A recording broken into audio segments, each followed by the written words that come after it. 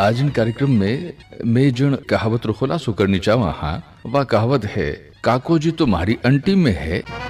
Aunty माने एक गुप्त जेब।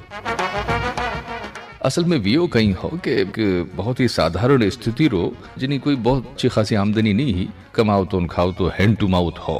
तो गराड़ी कहो कि पीपे में धान को नहीं कि पैड़ा वे तो ले आओ नी धान।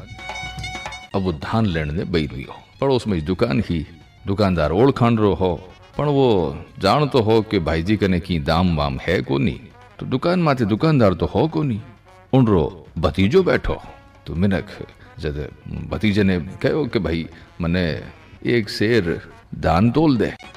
छोरो सोचियो कि करने तो की है कोनी, दे कहीं हमार उधार ले जाए। तो टालन वास्ते वो कह दियो कि यूं है, काको जी दुकान है कोनी, वे आवे जथे पधार जइजो ले जइजो धान। बिना जेज करिया वो मिनक आपरे अंटी रे मायो एक नोट काटियो और कार्ड दिखा र कहो कि बेटा जी ए काको जी तुम्हारी अंटी रे माई है, अबे तो तू धान तोल दे। शायद इन वास्ते कहो है कि अंटी जमा रेवे तो खातरी भी जमा रहा करे।